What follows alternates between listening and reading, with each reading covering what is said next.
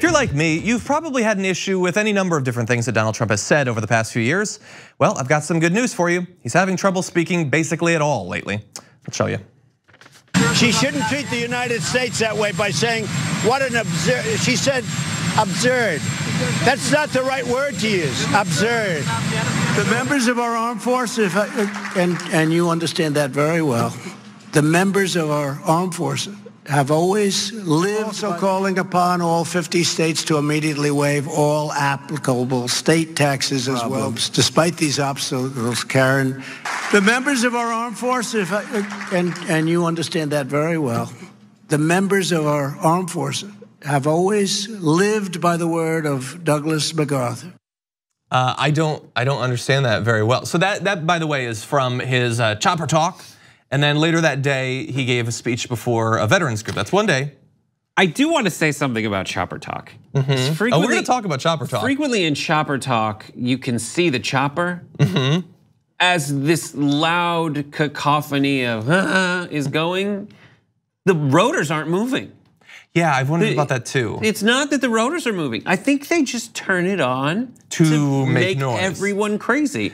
The same way that like Washington D.C. and the White House are designed to be this massive home court advantage to intimidate people that come to visit. Yeah. He just has this thing behind him. It's like someone whose office has a giant gun on the desk.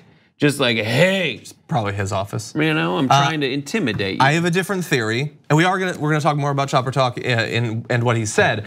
I think the thing is, he's walking from a building to a chopper, and he sees media, so he stops, and he stops for 45 minutes sometimes to talk to the media. But the thing is, the people in the chopper want to go. They have somewhere to go. And so I think they make noise. No, it's like I used to work as a waiter, and when tables would stay too late, we take out the vacuum and we start vacuuming to make it an uncomfortable place to just hang out.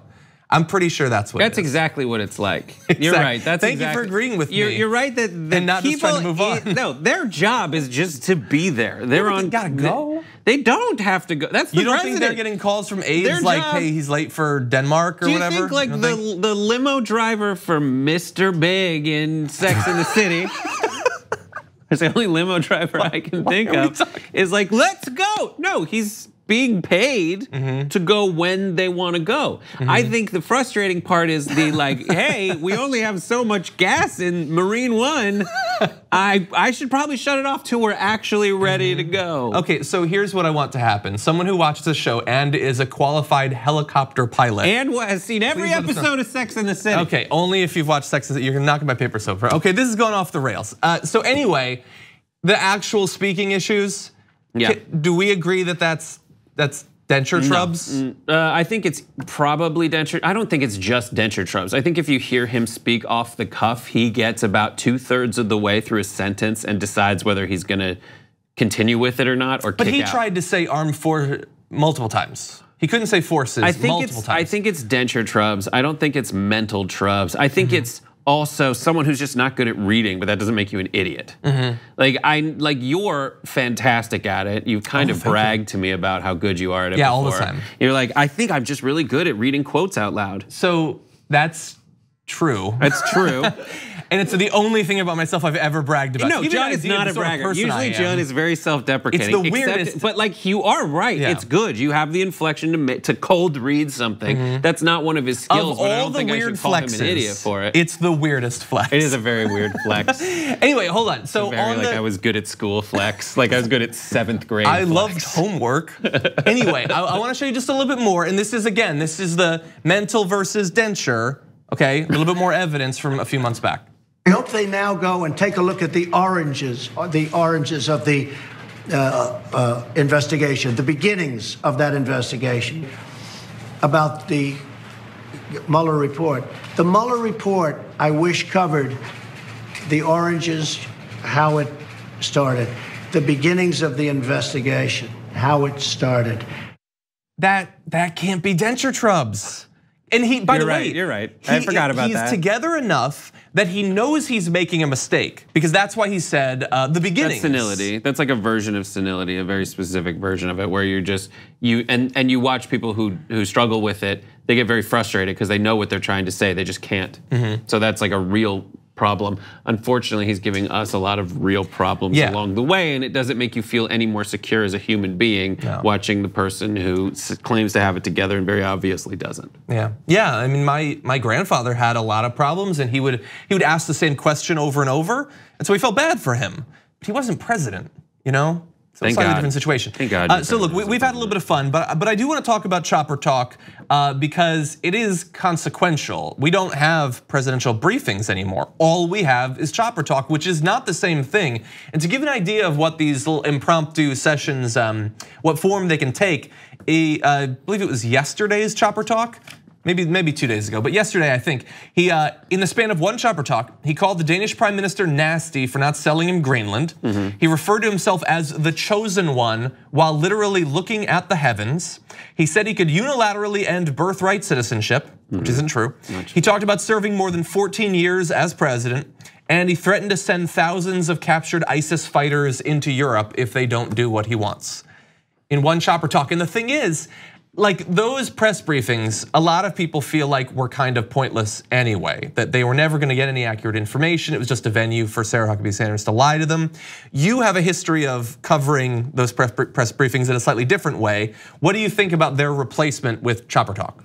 I think that if you are a reporter, you like this way better. Why is that? Because before you were just kind of having an auxiliary conversation with a secondary source who is supposedly better at certain things like messaging for a president who is just more of a hip fire type of guy. Whether it's Sarah Huckabee Sanders or direct access is always better than having an intermediary.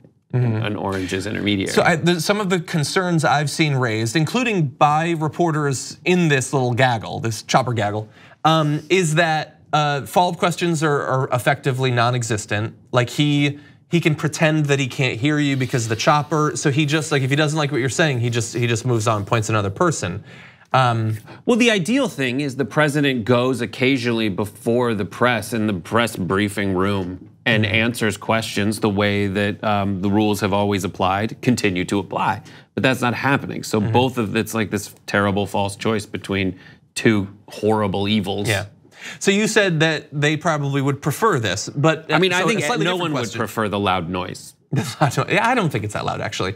It's like I have tinnitus. Mom. Yeah. Anyway, so who does this help though? Does this help Trump that he has this form of like very strong control over who he asks questions of, how long he talks about it? He literally, by the way, when he's done with Chopper Talk, he just walks off.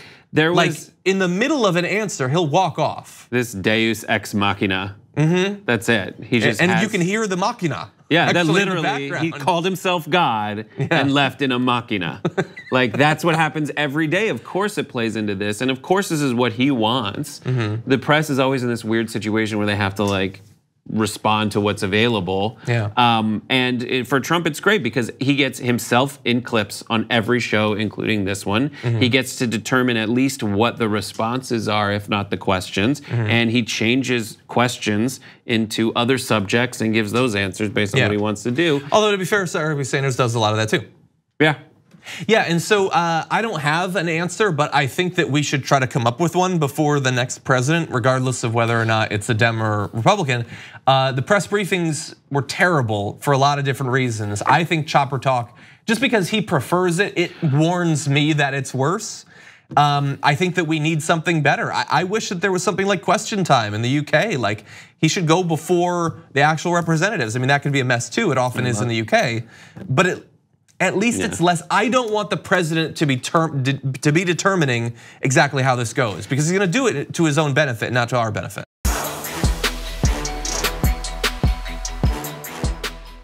Thanks for watching this free clip of the Young Turks. Don't forget to become a TYT member today. For more exclusive content, join now at tyt.com/join.